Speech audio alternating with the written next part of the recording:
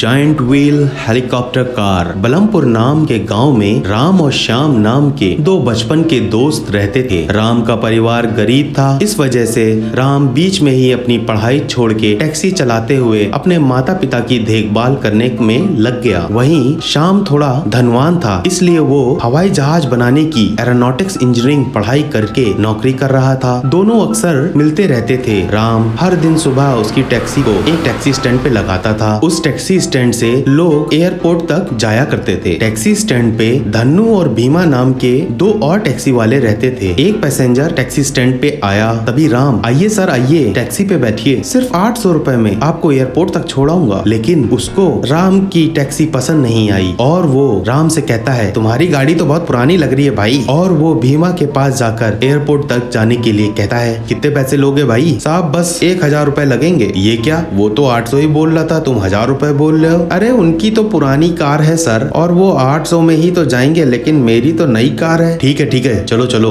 दाम ज्यादा बोलने के बाद भी पैसेंजर भीमा की टैक्सी में चला गया। तब राम बहुत दुखी हुआ। इतने में एक लेडीज पैसेंजर आई और वो लेडी पैसेंजर बोली, एयरपोर्ट तक जाना है क्या, चलोगे क्या? जिस पर राम तुरंत ही, हाँ मैडम मैं आता हूँ। जिस पर मैडम बोली, तुम्हारी टैक्सी नहीं चाहिए, बहुत पुरानी लग रही है। और ये कहकर वो धन्नू की टैक्सी के पास चली गई। एयरपोर्ट चलोगे क्या? जी मैडम 2000 रुपए लगेंगे। लेकिन फिर भी दाम ज्यादा बोलने के बाद भी लेडी पैसेंजर धन्नू की कार में बैठकर चली गई। राम को कुछ समझ नहीं आ रहा था कि वो आखिर करे तो क्या करे। वो थक हार कर अपने एरोनॉटिक्स इंजीनियरिंग वाले दोस्त श्याम को फोन लगाता है। श्याम ने फोन उठाया और फोन पे, हाय राम कैसा है भाई? श्याम मैं तुमसे मिलना चाहता हूँ, कुछ समझ नहीं आ रहा, मेरी हालत खस्ता हो गई है। अरे ठीक है परेशान क्यों रहे हो? टैक्सी स्टैंड के पास ही रुको, मैं वहाँ आता हूँ। और ये कहकर श्याम उस टैक्सी स्टैंड की ओर गया। तब राम श्याम से, श्याम मेरी टैक्सी बहुत पुरानी हो गई है, कोई कस्टमर इसमें चलना नहीं चाहता है, मैं चार्जेस सबसे कम भी रखता हूँ, लेकिन वो दूसरों की टैक्सी बुक करके चले जाते हैं। मुझे तो कुछ समझ ही में नहीं आ रहा है कि मुझे क्या करना चाहिए। अरे यार इसके लिए अपना मन दुखी क्यों करते हो, तुम भी एक नई टैक्सी निकलवा लो। अरे मेरे भाई, मेरे को तो घर चलाना ही बहुत मुश्किल हो रहा है, अब मैं नई टैक्सी कहाँ से खरीदूंगा? हाँ बात तो सही कह रहे हो, चिंता मत करो, मैं कुछ उपाय सोचता हूँ। लगता है यार इस टैक्सी स्टैंड पे सब अमीर ही आते हैं और वो महंगी कारों में ही जाना चाहते हैं, एक से एक स्टाइलिश। तुम टेंशन मत लो, मैं तुम्हारी समस्या समझ चुका हूँ, मेरे पास एक उपाय है। कल तुम अपनी कार को मेरे घर लेके आना, आगे क्या करना है मैं वही तुम्हें बताता हूँ। ठीक है। अगले दिन राम बहुत खुश होकर श्याम के घर गया। श्याम राम की गाड़ी के पार्ट्स निकालने लगा। अरे भाई तुम मेरी गाड़ी के पार्ट्स क्यों निकाल दे रहे हो? तुम टेंशन मत लो यार, मैं फिर से इन्हें जोड़कर तुम्हें एक मॉडिफाइड नई कार जो सबसे अलग होगी। और श्याम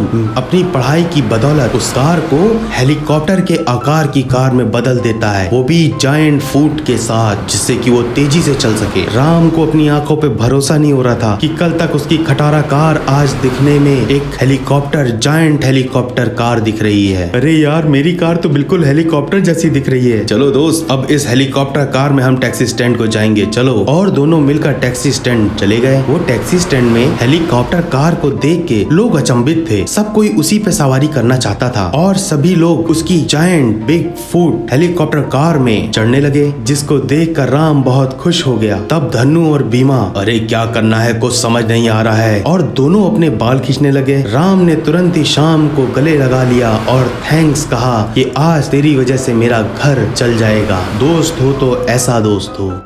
एक गांव में गिरजा नाम का एक ग्वाला रहता था। उसके पास एक भैंस थी। गिरजा अपनी भैंस को घर घर ले जाकर दूसरों के सामने ही दूध दोकर दूध देता था। उस गांव में जमींदार का बेटा नंद कुमार रहता था। उसे कारों का बहुत शौक था। उसके पास कई किस्म की कारें थीं। साथ ही साथ उसके पास एक रेसर कार भी थी, जिससे वो पूरे गाँव में तेजी से चलता था। अपने आसपास गुजर रही कारों का वो खूब मजाक उड़ाता था। एक दिन गिरजा अपने भैंस को लेकर नंद कुमार के घर गया। वहाँ नंद कुमार अपनी रेसर कार को पोंछ रहा था।